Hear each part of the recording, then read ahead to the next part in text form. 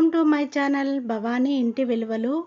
మనకు mutton fry, chicken fry, fish fry, prawns fry, బెండకాయ fry, చిక్కుడుకాయ ఫ్రై, ఏ ఫ్రైలు ఉన్నా మనకు రసం మాత్రం కామన్ అండి. రసం ఎంత టేస్ట్గా ఉంటుందో మీ అందరికీ తెలిసే ఉంటుంది. రసం ఎలా చేయాలో నేను ఈ వీడియోలో చూపిస్తున్నాను.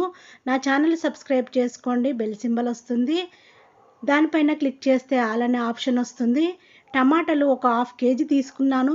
మీరు కావాలనుకుంటే కేజీ అయినా తీసుకోవచ్చు, హాఫ్ కేజీ అయినా తీసుకోవచ్చు, పావు కేజీ అయినా తీసుకోవచ్చు. నేను మాత్రం హాఫ్ కేజీ తీసుకున్నాను. హాఫ్ కేజీ టమాటాను మంచిగా కడిగి ఒక గిన్నెలో వేసుకోవాలి.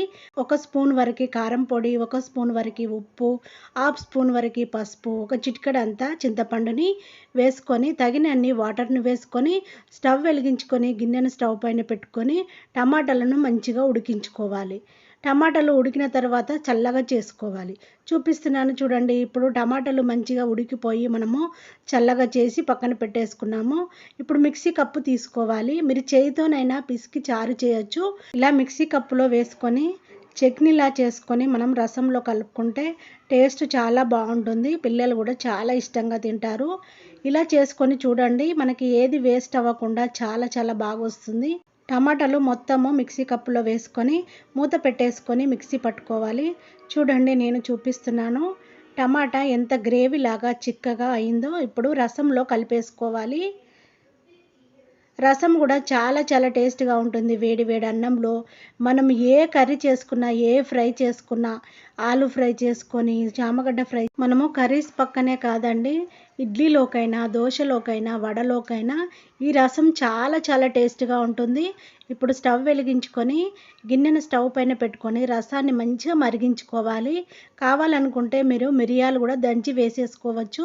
మిరియాల పౌడర్ని కూడా ఇందులో వేసేసుకొని మంచిగా మరిగించుకోవచ్చు. నేను మిరియాలు యాడ్ చేయట్లేదు, మా పిల్లలు తినరని, ఘాటుగా ఉంటుందని. ఇప్పుడు స్టవ్ మీద ప్యాన్ పెట్టేసుకోవాలి. నా దగ్గర పోపు గరిటె లేదు, నేను ప్యాన్ పెట్టేశాను. ప్యాన్ వేడయ్యాక ఒక 2 పావుల వరకు ఆయిల్ని వేసేసుకోవాలి. ఆయిల్ వేడయ్యాక 1 స్పూను జీలకర్ర, 1 స్పూను ఆవాలు, ఒక 4 ఎండుమిర్చిని వేసేసుకొని మంచిగా రెడ్గా ఫ్రై చేసుకోవాలి.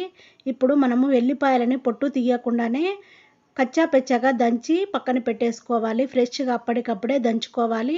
కరివేపాకును ఇప్పుడు తుంచి వేసేస్తున్నాను, పెద్దగా ఉంది.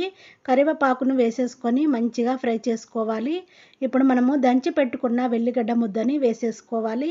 ఎల్లిగడ్డ ముద్దతో పోపు వేస్తే చారు చాలా టేస్ట్గా ఉంటుంది. ఇప్పుడు మొత్తము ఎల్లిగడ్డ ముద్దని వేసేసుకొని అంతా కలిపేసుకోవాలి. 1 స్పూన్నర వరకు ధనియా పౌడర్ని వేసుకోవాలి. 1 స్పూన్ వరకు ఇంగువని వేసేసుకోవాలి. హాఫ్ స్పూన్ వరకు పసుపుని వేసేసుకోవాలి. మొత్తము మిక్స్ అయ్యేలా కలుపుకోవాలి. మనము టమాటాలు ఉడికించేటప్పుడు కూడా 1 స్పూను ఉప్పుని వేసేసుకున్నాము, చూసి వేసేసుకోవాలి. ఇప్పుడు పోపు రెడీ అయిపోయింది మనకి. ఇప్పుడు రసం గిన్నెని పెట్టేసుకొని మనము పోపు చేసుకున్నదంతా రసంలో వేసేసుకోవాలి. చాలా టేస్ట్గా ఉంటుంది. ఇడ్లీతోనైనా, దోశతోనైనా, వడతోనైనా, పెసరట్టుతోనైనా, ఉప్మాతోనైనా, దేనితోనైనా, ఆలు ఫ్రైతోనైనా, ఏ ఫ్రైలతోనైనా టేస్ట్ మాత్రము చాలా బాగుంటుంది. టమాటా రసము చూడండి ఎంత బాగా కనబడుతుందో. చూస్తేనే ఒక గ్లాస్లోనైనా, ఒక గిన్నెలోనైనా పోసుకొని తాగాలనిపిస్తుంది కదా. టేస్ట్ మాత్రం సూపర్గా ఉంటుందండి రసము, టమాటా రసము. ఇది తినని వాళ్ళంటూ ఎవ్వరూ ఉండరు. ప్రతిరోజు మనకి ఈ రసం లేనిది మనకి తినలేము. ప్రతిరోజు రసం మాత్రం అవసరం ఉంటుంది. నా రసం వీడియో నచ్చినట్టయితే మీ ఫ్రెండ్స్ అందరికీ షేర్ చేయండి. నా ఛానల్ సబ్స్క్రైబ్ చేసుకోండి, బెల్ సింబల్ వస్తుంది, దానిపైన క్లిక్ చేస్తే ఆల్ అనే ఆప్షన్ వస్తుంది. Thank you for watching. నేను మీ భవానీ.